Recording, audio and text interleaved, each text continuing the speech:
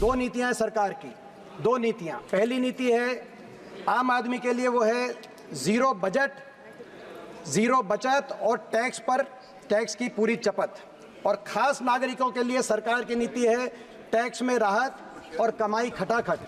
Indirect taxes मतलब अगर कोई मेडिसिन है, पैरासीटामोल या क्रोसिन की गोली है, देश का सबसे गरीब व्यक्ति अगर वो गोली खरीदेगा तो उसको भी उतना ही टैक्स उस पर देना पड़ेगा अगर देश का सबसे अमीर व्यक्ति वो गोली खरीदेगा। एफडीआई भी आज 16 वर्षों में सबसे निम्नतम स्तर पर एफडीआई। इस वर्ष एफडीआई 1.1% जीडीपी की हमारी एफडीआई मिली। मैं सुन रहा था वित्त मंत्री जी कह रही थी कि एफडीआई कम इसीलिए हुई है क्योंकि जियोपॉलिटिकल कॉन्फ्लिक्ट्स की वजह से, लेकिन जियोपॉलिटिकल कॉन्फ्लिक्ट्स तो पूरी दुनिया के लिए होने चाहिए। दुनिया के बाकी देशों में एफडीआई में गिरावट नहीं आई। हिंदुस्तान एफडीआई जो रिसिप्ट्स हैं उसमें 8वें नंबर पे होता था, एक ही वर्ष में गिर के 15वें नंबर पे आ गया हमारा देश। आपने टैक्स कट किया कॉर्पोरेट्स के लिए कि कॉर्पोरेट निवेश करेंगे, जॉब क्रिएशन होगी। निवेश दर 20 साल में सबसे नीचे स्तर पे आ गया। एफडीआई 16 साल में सबसे निम्नतम स्तर पे आ गई, निवेश हुआ नहीं, इसीलिए आज देश में बेरोजगारी रिकॉर्ड स्तर पे चल रही है। आपने जिस तरह की इकोनॉमिक पॉलिसी आप लेके आए, इस इकोनॉमिक पॉलिसी को ट्रिकल डाउन इकोनॉमिक पॉलिसी भी कहते हैं कि कॉर्पोरेट्स के हाथ में पैसा दो, वो निवेश करेंगे। लेकिन ये गलत साबित हो चुकी है दुनिया में, क्योंकि कॉर्पोरेट्स के हाथ में पैसा होगा तो वो वहाँ उस अर्थव्यवस्था में निवेश करेंगे जहाँ डिमांड स्ट्रांग है।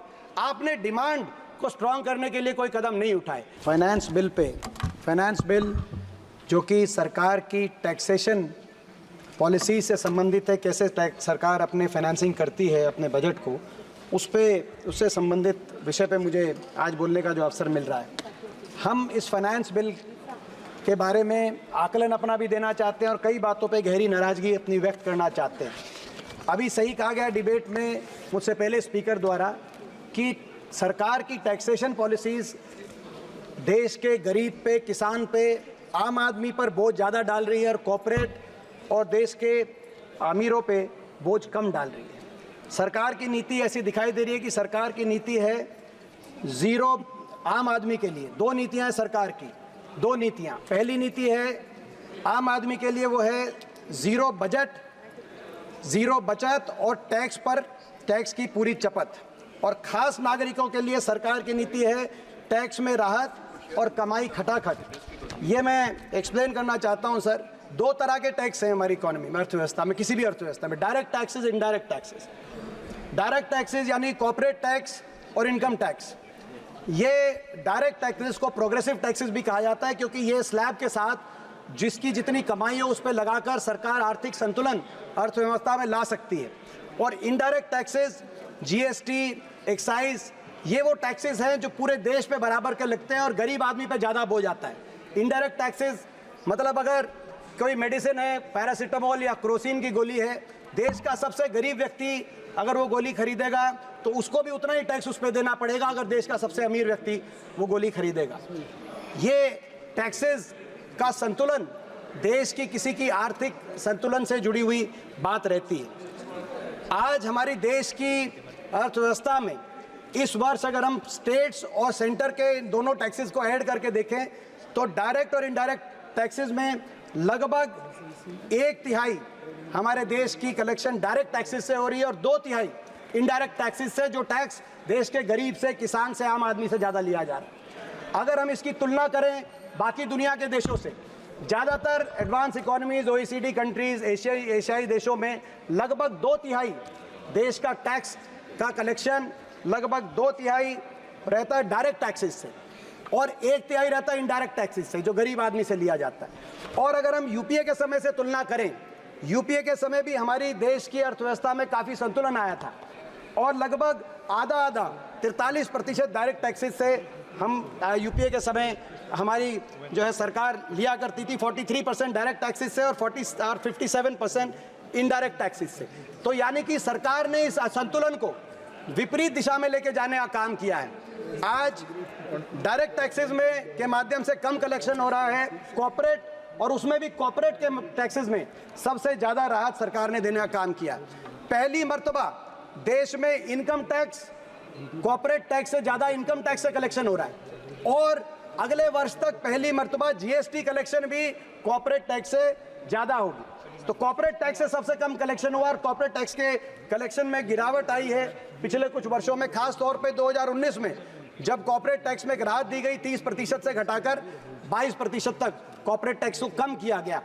आपकी नीयत क्या रही उस समय, उस पर मैं प्रश्न नहीं कहूँगा, लेकिन जब आपने बड़े उद्योगपति घरानों को, कॉर्पोरेट्स को ये राहत दी तो आपने कहा कि आप राहत इसीलिए दे रहे हैं कि अर्थव्यवस्था के अंदर निवेश हो, अर्थव्यवस्था में निवेश बढ़े, इन्वेस्टमेंट हो, और इस वजह से पिछले 5 साल में 8.7 लाख करोड़ की राहत देश के कॉर्पोरेट्स को देने का काम आपकी सरकार ने किया। लेकिन हकीकत क्या हुई?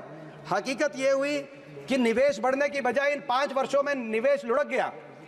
कॉर्पोरेट टैक्स में टैक्स कट आपने उनकी प्रॉफिट मार्जिन को बढ़ाने के लिए नहीं दिया था, आपने निवेश बढ़ाने के लिए दिया था। निवेश लुढ़क गया।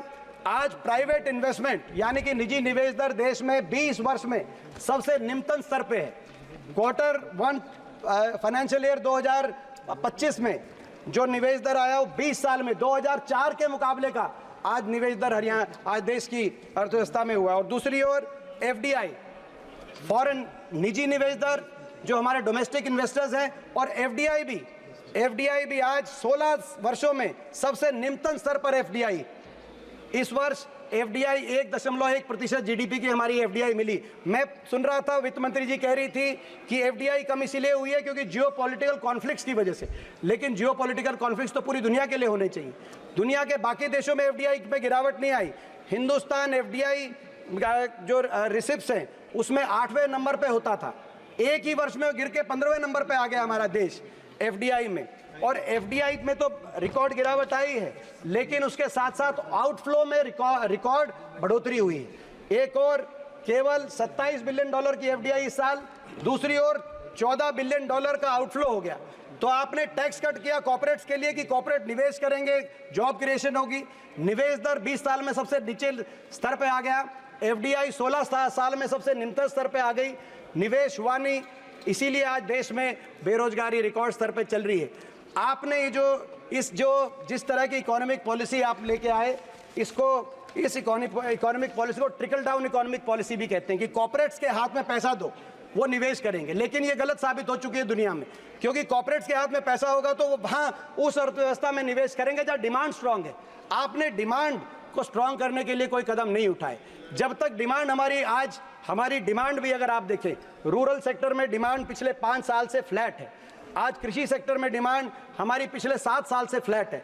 डिमांड जब तक इकोनॉमी में नहीं आएगी तब तक कॉर्पोरेट्स हमारी इकोनॉमी के अंदर निवेश नहीं करेंगे। मैं सरकार से कहना चाहता हूँ, ये जो आपने ट्रिकल डाउन इकोनॉमिक्स जो फेल हो चुकी है, ट्रिकल डाउन इकोनॉमिक थ्योरी, उसको हिंदुस्तान में प्रयास करने के लिए 10 साल लगा दिए आपने, कॉर्पोरेट्स को फायदा। एक बार आप हिंदुस्तान के आम आदमी के हाथ में पैसा देके देखें, आप डिमांड साइड इकोनॉमी की तरफ कदम बढ़ाएं। किसान को, गरीब को, जिनको आपकी जो कोई राहत नहीं मिली, आप उनको भी राहत देके देखें। आप लीगल गारंटी MSP पे देके देखें, आप मनरेगा में 400 रुपए की वेज करके देखें, और हमारे देश के आम आदमी के हाथ में आप पैसा दें, ताकि उनके पास जब पैसा उनके हाथ में आएगा, हमारी डिमांड बढ़ेगी, कॉर्पोरेट्स की इन्वेस्टमेंट तब हमारे देश में उस रूप से हो पाएगी। एक और कारण है, इतना ज़्यादा कॉर्पोरेट टैक्स कट देने के बावजूद निवेश नहीं हुआ। इसका दूसरा कारण डिमांड कम के साथ साथ, अध्यक्ष महोदय, दूसरा कारण है मोनोपोलीज। हमारे देश में क्रोनियज्म और क्रोनी मोनोपोलीज क्रिएट हो रही हैं। हमारे देश के 5 बड़े कॉर्पोरेट घराने आज लगभग 40 सेक्टर्स के अंदर, आज उनके लिए सरकार की सहायता से उन्होंने मोनोपोलीज अपने लिए बनाने का काम किया है। सीमेंट, पोर्ट, डिफेंस, टेलीकॉम, ये वो सेक्टर हैं जिन सेक्टर्स में अब तो न्यूक्लियर की भी बात आ रही है। कुछ कॉर्पोरेट घराने इन सेक्टर्स में मोनोपोलीज क्रिएट कर रहे हैं। लीगल और पीनल एनवायरनमेंट सरकारी एजेंसीज के माध्यम से ऐसा बनाया जा रहा है, जब मोनोपोलीज क्रिएट हो जाया करती हैं तो मोनोपोलीज में आप ये देखेंगे कि मोनोपोलीज के अंदर जो है दूसरा निवेश नहीं होगा। तो हमारी ये मांग है सरकार से कि ये असंतुलन जो बना है, जो गरीब आदमी से ज़्यादा लिया जा रहा है टैक्स, और कॉर्पोरेट्स को राहत दी जा रही है, इस संतुलन को सरकार सुधारने का काम कर। मैं एक और उदाहरण देना चाहता हूँ कैसे टैक्स लिया जा रहा है। पेट्रोल के बारे में मैं कहना चाहता हूँ, पेट्रोलियम प्रोडक्ट्स पे अगर हम 2014 की बात करें तो पेट्रोलियम प्रोडक्ट्स में हमारी सरकार ने 1,72,000 करोड़ का एक्साइज ड्यूटी से, हमारी सरकार ने एक्साइज ड्यूटी से टैक्स लेने का काम किया था यूपीए की सरकार के आखिरी वर्ष में। मगर बयालीस हजार करोड़ वापस सब्सिडी में देने का काम किया था। मात्र कमाई पेट्रोलियम प्रोडक्ट से उस समय सरकार में 30,000 करोड़ थी। आपकी सरकार में इस वर्ष पेट्रोलियम प्रोडक्ट से कमाई है 4,32,000 करोड़ और सब्सिडी मात्र 11,000 करोड़। केवल पेट्रोलियम प्रोडक्ट से आपने 4,20,000 करोड़ देश की आम जनता से आप कमाई करने का काम कर रहे हैं। जहां हमारी सरकार एक वर्ष में 30,000 करोड़ करती थी, आप 4,20,000 करोड़ कर रहे हैं पेट्रोलियम प्रोडक्ट से। पेट्रोल पे एक्साइज हमारे समय ड्यूटी जहां 9 रुपए थी आपकी 20 रुपए, डीजल पे 3 रुपए थी आपकी 15 रुपए। आज पेट्रोल से आप कमाई कर रहे हैं। टोल्स के माध्यम से 2014 में टोल्स में जो के माध्यम से पूरी कुल कलेक्शन 3,000 करोड़ थी, आज टोल्स के माध्यम से 65,000 करोड़ है। हर वस्तु पे आम मर्दा की वस्तु पे जीएसटी लगाकर आज सारा कर का बोझ आम आदमी पे, आप किसान पे जो डालने का काम कर रहे हैं, इस नीति से हम इस नीति का विरोध करना चाहते हैं। हम यही मांग करते हैं कि राहत दी जाए, पेट्रोल डीजल की एक्साइज पे राहत दी जाए, इंडेक्सेशन और कैपिटल गेन टैक्स में जो इंडेक्सेशन की आपने बात की उसको वापस लिया जाए, लाइफ इंश्योरेंस मेडिकल इंश्योरेंस में जीएसटी विड्रॉ की जाए। हम ये सारी मांगे सरकार से टैक्सेशन प्रोजेक्ट प्रपोजल में रखना चाहते हैं।